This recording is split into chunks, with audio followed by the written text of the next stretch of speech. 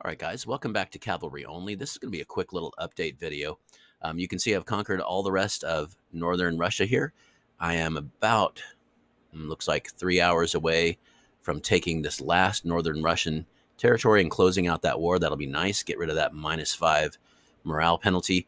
I went ahead and decided to back off of attacking these AI up here, these two AI. It's a bit of a calculated risk, but right now my popularity is not terrible. It's 41%. That's going to get worse, though, because I'm about to attack two more countries. But I'm just really hoping. I've shared right of way with both of them. I'm really hoping that that doesn't turn around and bite me in the ass later. It very well might. We'll see. And then, of course, this AI over here with 3 territories, I'm going to leave them alone. The reason being, I really do. Here we are about to close out our war with Poland as well. I'm about 2 hours away from taking this territory, and over here about 2 hours away from taking this territory. And I do have enough force in the region to go ahead and clean up the rest of Poland here. Although I imagine that Germany will probably want to take this territory by the end of the day. But I do want to go ahead and take all the rest of this. So Lithuania is my next target. So you can see I'm moving down all these guys. I feel like there's like 21 guys and 9 cavalry coming down. From when I grabbed those, I feel like that's about accurate. A couple of other things. I am now, in terms of victory points, reward points, about double the second place player, who, by the way, is my ally. So things are looking pretty good in terms of game strength at this point. However, this is, by the way, let's go back to the newspaper. This is day 10, which means that nobody has cannon yet. That usually is not until about day 12 that people start getting cannon.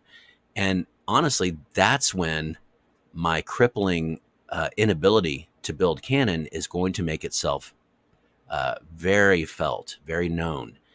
And then as time goes on, that's just going to get worse because, as you get to day 14, day 16, day 20, your capacity to build cannon is increased. And so, you have more and more factories churning out more and more cannon.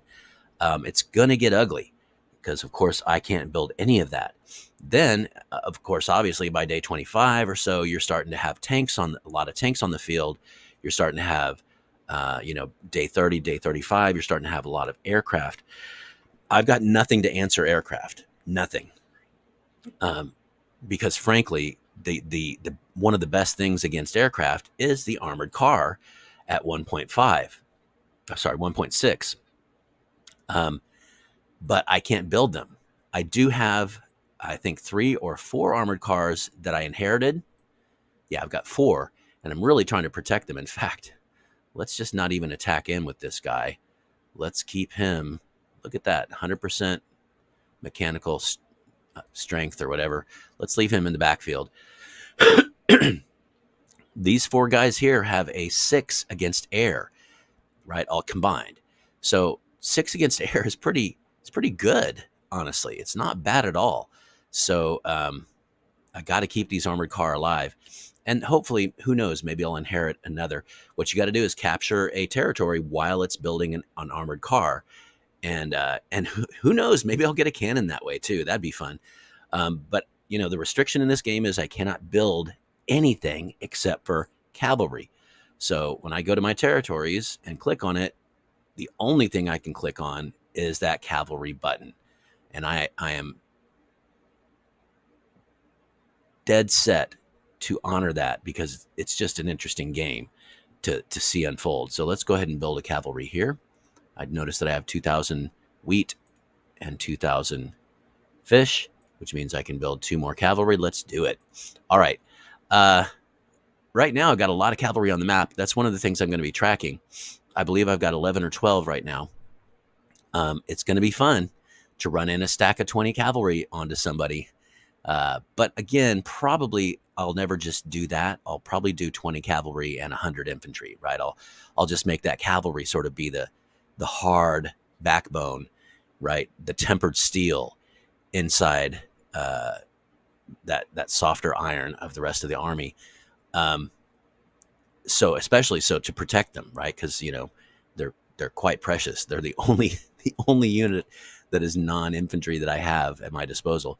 So, all right, that's it, guys. My quick plans here: abandoning the north, not going to worry about these AI up here.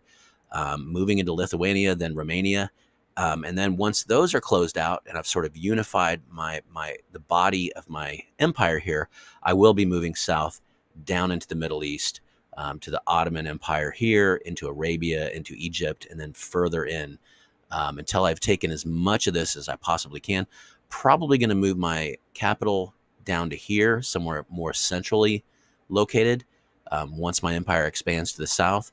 But actually, it's not in a bad place right now. Yeah, it's not in a bad place at all, really, because in terms of land travel, it's a pretty quick trip down here to the south. So, yeah, gosh, I don't need to move it at all. All right. Anyway, things are going really well. I took some risks, some big risks early on. In particular, just leaving behind a few people to suppress rebellions. And that's a dangerous game. So, if you have 45%, you can see there's a zero chance of, uh, oh, that's not here. They don't have that here. Yeah. All right. Maybe that's only in territories that have a low morale, but it does tell you there's a certain chance that rebellion will happen. So I risked it, and in part because I thought, if the territory rebels, I can just come back and get it. My main thing early on was just conquering a lot of land, because I knew I really need that infantry that spawns. I need a lot of acreage. Just because I can't build anything really other than cavalry, of course. So I need that. I need that spawning infantry, as many locations, all the time, every day as possible. So, all right, things are going well. Let's just see what happens. As the game progresses, that penalty against me is going to mount. So this is very interesting. We'll see what happens. All right, guys, thanks for checking in. Adios, amigos.